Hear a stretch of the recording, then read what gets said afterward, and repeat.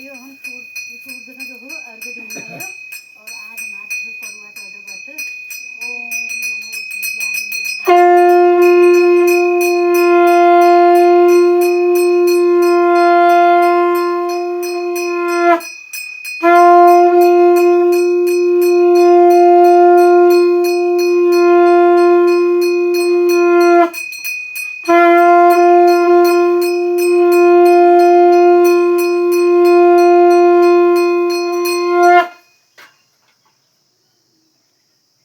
सूर्य का अर्घ दिया है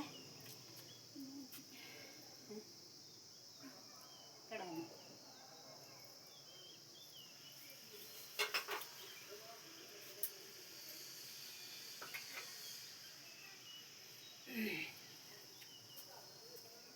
इसके बाद जो है हम करवा चौथ की किताब पढ़ेंगे और ये हमारे जोशी जी जो है किताब पढ़ेंगे।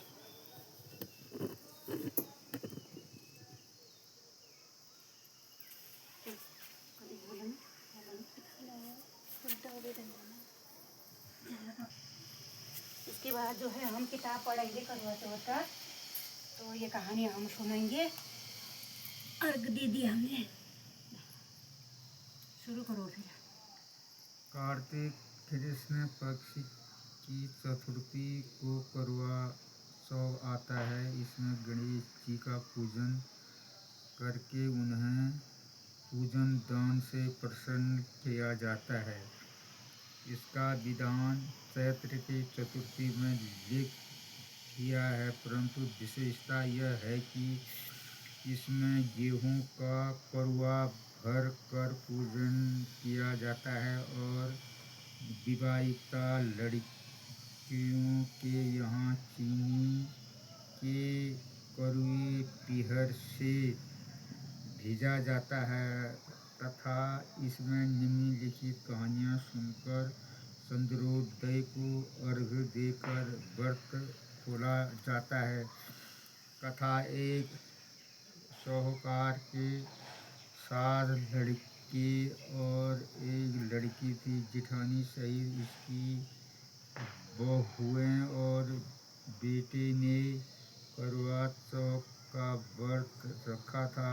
रात्रि को साहूकार ने लड़की भोजन करने लगे तो उन्होंने अपनी बहन से भोजन के लिए कहा। इस पर बहन ने उत्तर दिया, भाई अभी चाँद नहीं निकला है, उसके निकलने पर अर्घ देकर भोजन करूंगी। बहन की यह बात सुनकर भाइयों ने क्या काम किया कि नगर के बाहर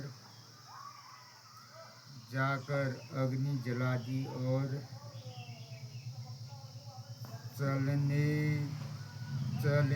ले जाकर उससे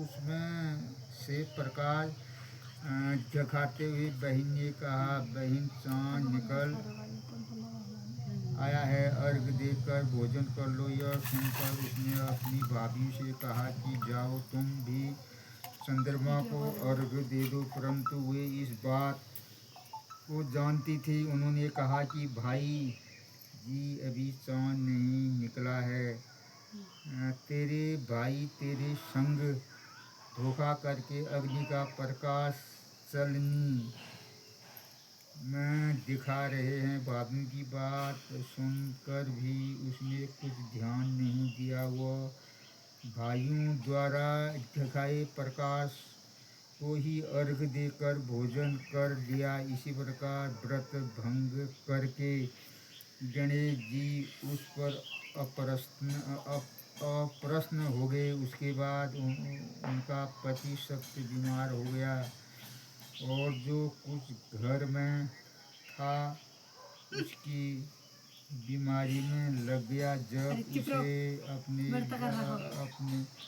अपने लिए कुछ दोषों का पता लगा तो उसके पश्चाताप किया। गणेश जी की प्रार्थना करते हुए विधि विधान से पुनः चतुर्थी का व्रत करना प्रारंभ कर दिया। श्रद्धा अनुसार सबका आधा आदर करते हुए सबको आशीर्वाद ग्रहण करने में ही मन को लगा दिया। इसी प्रकार की श्रद्धा भक्ति सहित कर्म को देखकर भगवान गणेश जी प्रसन्न हो गए और अपने पति को जीवन दान देकर उसे आयोग करने के पश्चात धन संपत्ति से युक्त कर दिया।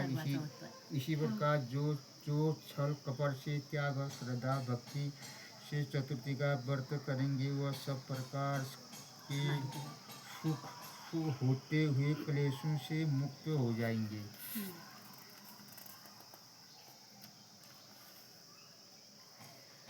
एक अंधी बुढ़िया थी, उसका एक लड़का था और एक लड़के की बहू थी। वह बहुत गरीब था।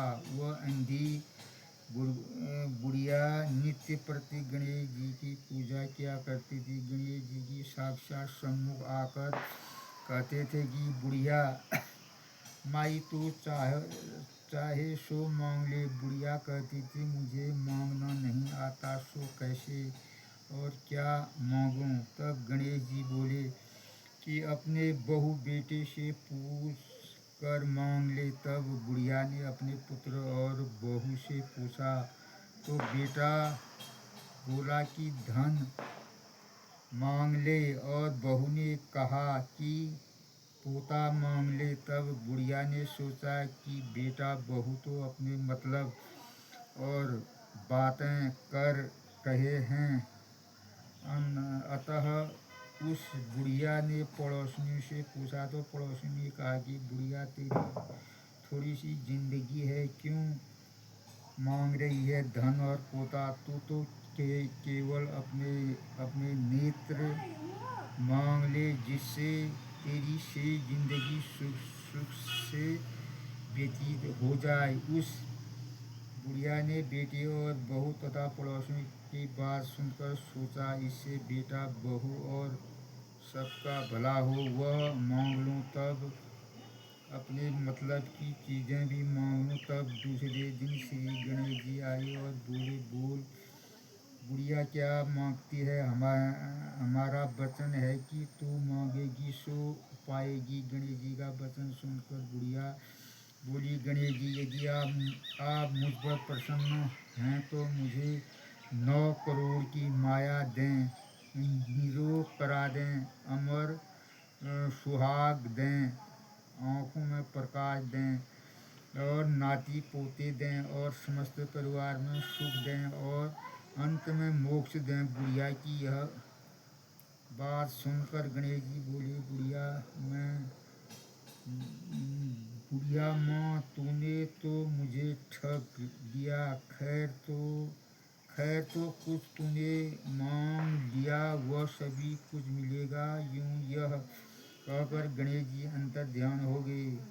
हे गणेश जी जैसी बुढ़िया माँ का मांगने के अनुसार आपने सब कुछ दिया वैसे ही सबको देना और हमको भी देने की कृपा करना।